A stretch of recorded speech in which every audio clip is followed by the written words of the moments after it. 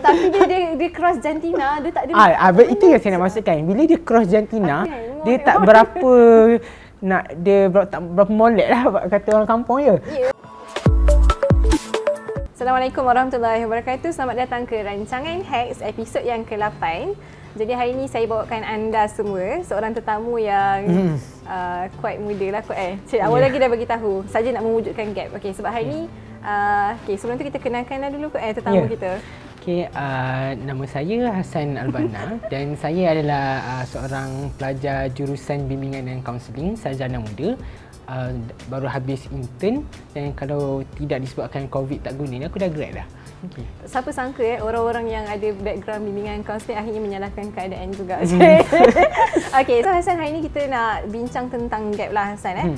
Okay, so bila cakap pasal gap ataupun dalam bahasa Melayu dia kita panggil jurang lah kot Okay, Hassan sendiri, selama Hassan hidup di atas muka bumi ni, apa gap yang Hassan sempat discover dan Hassan sendiri rasa lah?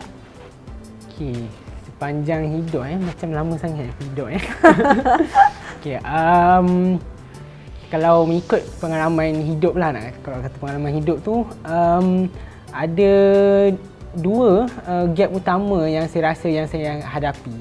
Yang pertama adalah jurang umur. Dan yang keduanya adalah gap tu jurang budaya, perbezaan budaya. So macam kenapa Hassan rasa macam umur tu akan menjadi satu gap untuk Hassan? Okey, jadi umur ni saya rasa mana-mana orang pun akan rasa benda sama. Umur tu orang akan biasa kaitkan dengan generasi lah, perbezaan antara generasi. Bila orang tu dia dalam generasi ataupun ada jurang umur yang mungkin sikit, mungkin banyak, tapi dia boleh ada banyak sangat perbezaan. Mungkin daripada pengalaman, daripada zaman waktu tu. Contohnya kalau kita dapat merasai COVID. Kalau orang yang zaman lama-lama dulu mungkin diorang tak boleh terbayangkan kena pakai mask, tak boleh nak keluar jumpa orang. Itu contohlah. Okay, sebelum tu, sebelum saya terlupa dan kita terpergi jauh sikit saya lupa nak bagi tahu korang semua. Bila kita cakap pasal gap Hassan orang selalu mention gap ni adalah antara satu kelompok yang macam A dengan B, which is very jauh contohnya antara golongan yang muda dengan orang lebih berusia. Tapi sebenarnya sedar atau tak sedar, terima atau tak terima, kita terpaksa admit juga dalam satu generation yang tertentu pun akan berlaku banyak sangat gap. Contoh generasi muda kita sekarang, sesama kita yang muda pun kita akan ada banyak gap. Contohnya macam Hassan cakap tadi dari segi budaya dengan umur. Cuma saya macam tertanya lah, kenapa Hassan mengklasifikkan ataupun Hassan sendiri sebagai pengalaman dia merasakan umur tu sebagai satu gap sebenarnya? Mungkin Hassan boleh share lah kot. Mungkin ramai orang cakap macam age is just a number. Tapi sebenarnya saya rasa dalam budaya kita umur ni membawa maksud dan peranan yang sangat penting. Contohnya kita akan secara automatik hormat orang lebih tua. Ni abang, ni kakak. Kenapa abang suka bully aku? Sebab aku ke abang. Dia kena dengar cakap, perlu dihormati dan sebagainya. Ada junior seniority, ada hierarki. Dan benda tu memberi kesan lah kepada orang yang mungkin ada umur yang berbeza sikit lah. Sebagai contohnya saya ada lompat kelas dan itu menyebabkan umur saya sentiasa berbeza dengan rakan sebaya. Rakan sebaya ada dengan batchmate ataupun dengan classmate. Sentiasa berbeza. Itu menyebabkan saya mungkin tak asing dari segi perkembangan sosial ataupun pemikiran zaman yang saya rasa dan sebagainya. Sebenarnya gap ni bukan satu benda yang kalau dari segi gap umur lah. Perkembangan yang berlaku pada gap umur tu, dia bukan satu benda yang kita nak buat-buat ataupun macam mengada-ngada. Yang aku macam, kau kena lah faham aku sebab aku kecil lagi. Tak kan? Tapi benda tu memang adalah satu pembesaran dan proses lah sebenarnya. Okey, itu kalau macam antara budak kecil dengan yang ni lah. Kalau dah besar sangat, tak ada sangat lah kot beza dia kan. Kalau universiti kurang. Ada lain sikit lah. Okay, tapi bila cakap pasal budaya pula kenapa budaya tu boleh mewujudkan satu jurang Hassan? Kenapa budaya? Ataupun contoh yang Hassan nak contoh budaya. Kalau contoh budaya tu pada saya waktu baru melangkah ke alam universiti lah, saya orang kata culture shock sebabkan dengan budaya universiti sangat asing. Jadi saya masuk universiti biasa-biasa je, universiti swasta yang terkenal dengan sosial yang sangat hebat lah. Boleh dapat so saya boleh kata macam alah kawan-kawan saya tu rambut warna-warni, pakai semua segala jenis fashion pergi je mesti awak nampak. Dan ada juga macam yang tak tahulah kalau nak kata yang minum arak, ambil ganja ke, kalau saya dengar-dengar tu saya rasa benda tu satu benda yang biasa lah kalau kat tempat saya tu. Dan kalau nak kata yang solat tu, lagilah saya tak rasa saya ada betul-betul tahu siapa solat ke tak pun. So Hassan nak cakap bila Hassan termasuk kan, terjumpa, terserempak dengan budaya baru, Hassan rasa macam ada gap. Hassan rasa Hassan mewujudkan gap ke antara diorang? Ada yang kita secara tak langsungnya ada gap tu, dan ada yang memang saya sendiri kekalkan. Mungkin benda ni personality, tapi pada saya ini adalah macam ni, saya jaga saya punya batasan dengan orang sekeliling. So ini kita boleh masuk ke macam kita kata okay, setengah orang mungkin kita nak hilangkan gap tu. Orang selalu cakap macam tu. Tapi ada juga ada kalanya yang kita kena maintain boundary tu. Pada saya benda tu adalah professionalism. First point is adalah bila kita cakap pasal gap maksudnya gap tu dia ada, tapi yang kedua macam mana kita nak manage the gap kan. Okey, tapi before you masuk ke dalam professionalism, okey, akak rasa macam berminat lah nak dengar cerita macam bila Hassan jumpa dengan kawan-kawan Hassan yang Hassan kata social tadi tu. Macam dalam keadaan gap tu memang dah ada dah, tapi how did you manage the gap bila Hassan macam mana saya tu sendiri? Okey, jadi kalau macam mana saya cope atau adapt tu adalah dengan satunya memang mencuba je apa-apa. Dan macam mana saya kekal diri saya adalah saya maintain ada benda-benda yang seperti masuk juga professionalism, seperti boundary dan sebagainya, saya kekalkan. Sebagai contohnya yang paling basic, kawan-kawan saya kebanyakannya perempuan sebab saya di Fakulti Social Science, TESOL, Early Childhood Education. Memang kadang-kadang satu kelas 20 lebih, saya seorang je lelaki. Pernah je. Sebab kalau lelaki lain pun dia umur 10. Saya seorang juga lelaki. Okey.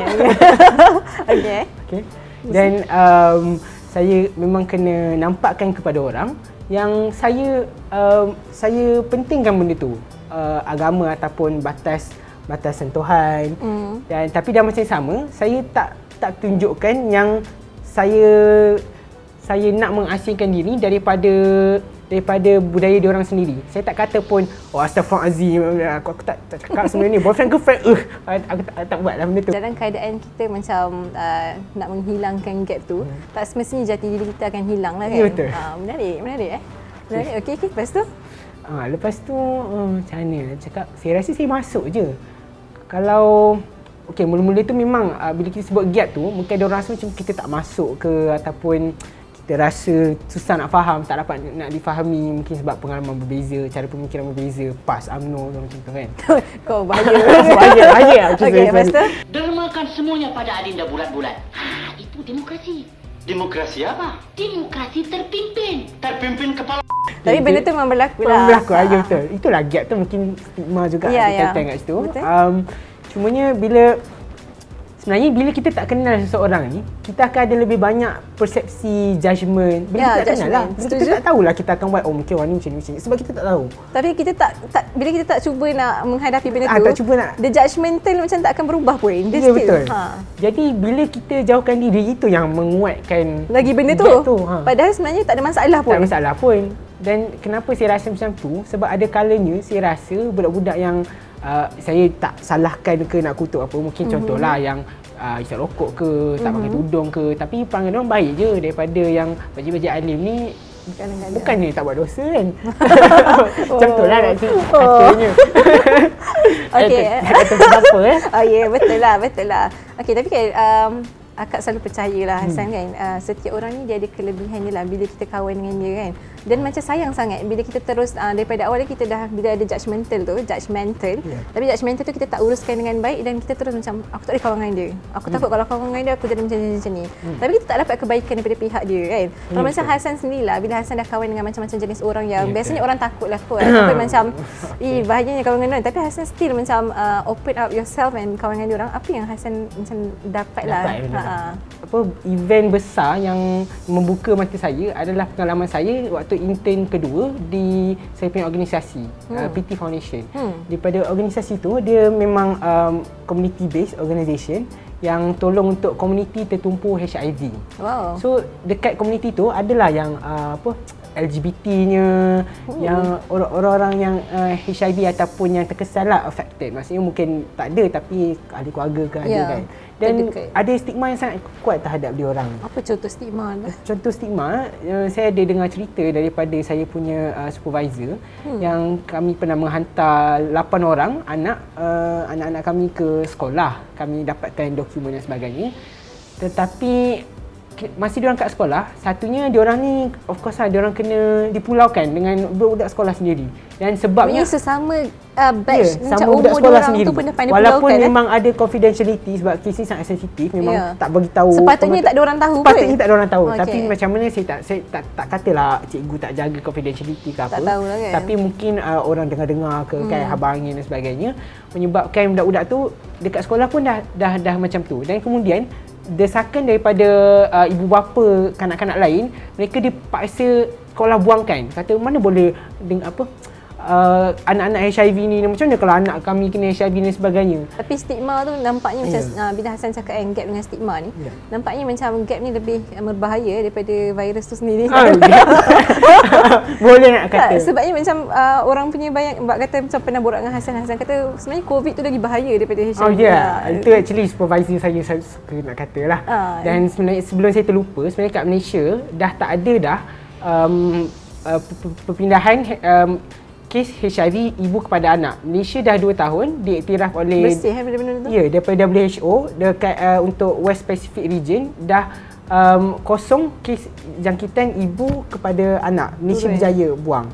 Gap ni dia macam logik tau orang tak ada gap tu sebab orang takut lah sebenarnya kan. Ya betul. Walaupun sepatutnya gap ni kena di manage lah kan. Tapi somehow kalau Hassan sendiri, sebab Hassan educated tentang benda ni lah. Tapi of course lah orang macam logik kan untuk orang ada takut gap. Takut je. Kalau awak sendiri ada anak kan, dan anak awak tiba-tiba kawan baik dengan that kind of person, mesti awak pun rasa macam terfikir sikit lah. Akan terfikir. Tapi how did you manage the gap punya perasaan dalam hati tu, sebab gap tu dia bermula dengan hati kan. How did you manage ataupun tips lah yang awak boleh cadangkan untuk manage that? Pada saya lah, macam tadi saya ada sebut, bila kita tak tahu, bila kita tak kenal tu lah kita akan buat judgement. Tapi itulah maksudnya sebab rasa ketakutan tu lah kot. Jadi kita ada satu perasaan takut, kita kena manage rasa takut tu dengan ilmu lah kot Kalau tak tahu kau betul ke kau takut benda ni macam real ke sebenarnya, kau tak real kau kena manage lah benda tu kan.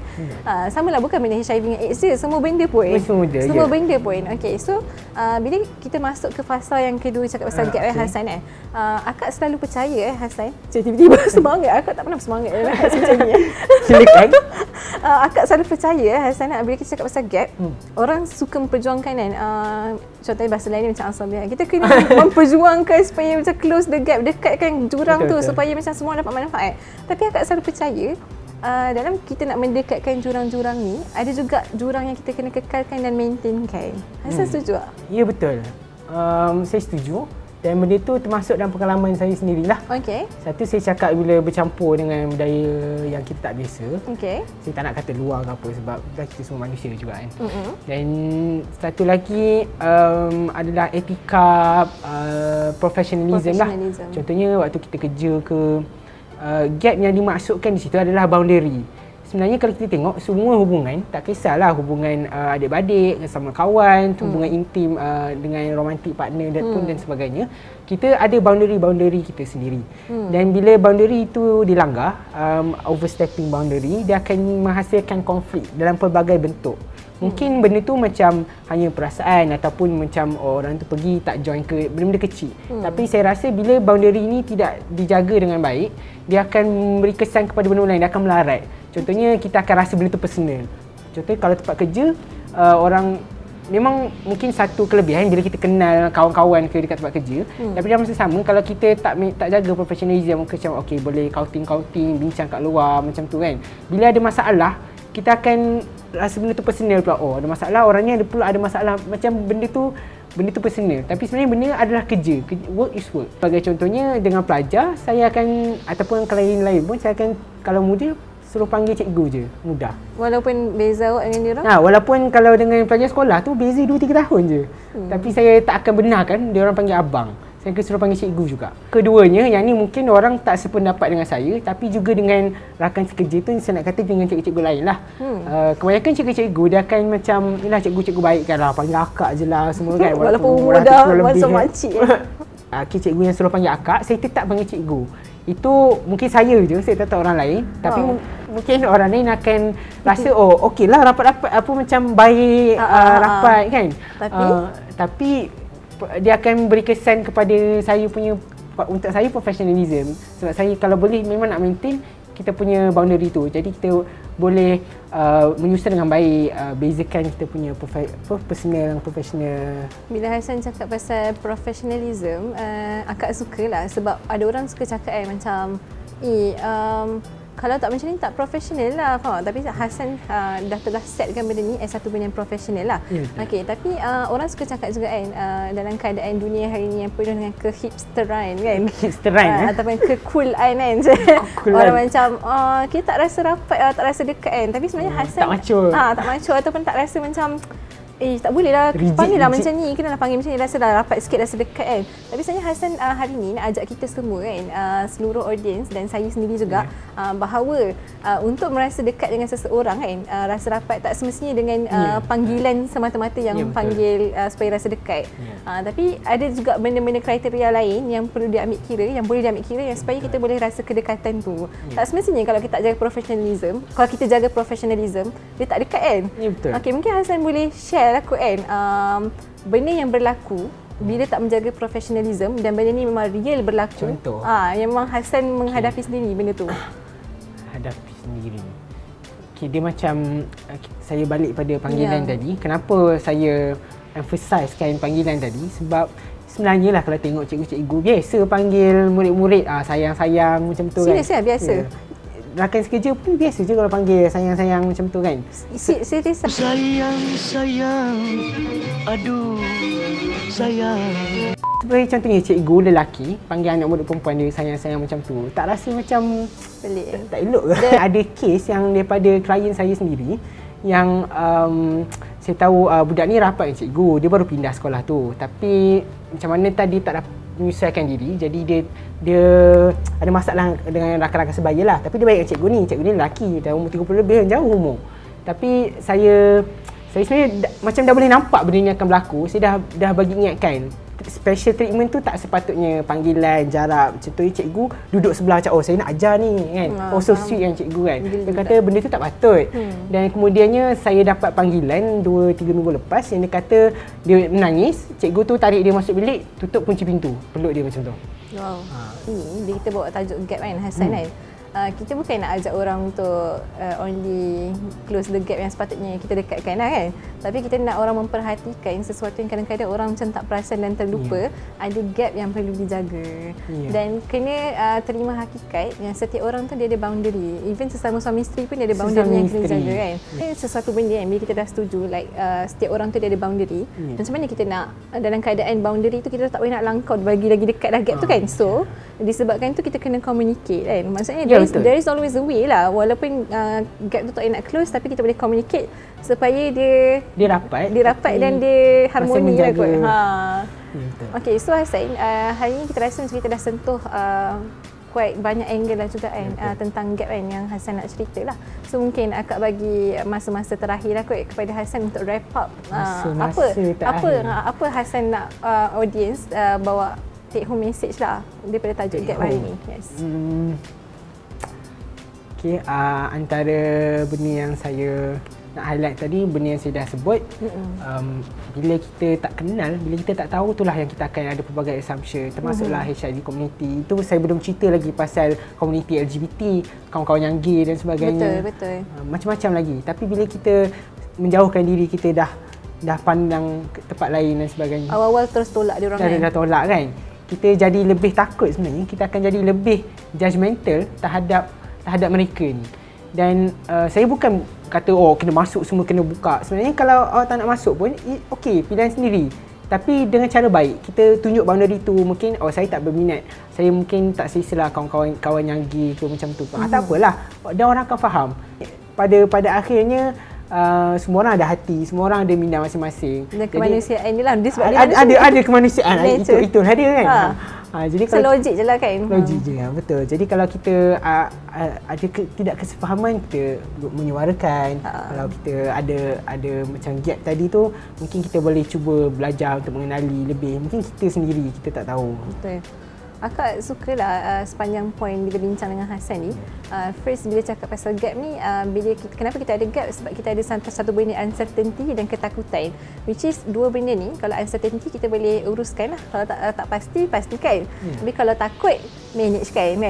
Tapi at the end of the day, kalau you dah manage dua ni, you still ada pilihan pun. Maksudnya, you nak masuk ke, nak tolak ke, tak kisahlah. Tapi jangan lupa setiap orang tu ada kebaikan yang kita boleh dapat dan grab daripada dia. Bayangkan kalau gap ni kita teruskan dan masing-masing tak dapat kebaikan daripada each other, macam mana kita nak maximiskan kebaikan yang kita boleh munculkan, wujudkan daripada komuniti kita, terutama generasi kita lah, anak muda kan. Sayang lah sebenarnya kalau anak muda, dia patutnya boleh maximiskan, tapi sebab semua orang buat kelompok macam Hassan cakap, auto kelompok lah sekali. Masing-masing memperjuangkan kelompok masing-masing. Lepas tu kita nak perjuangkan apa sebenarnya?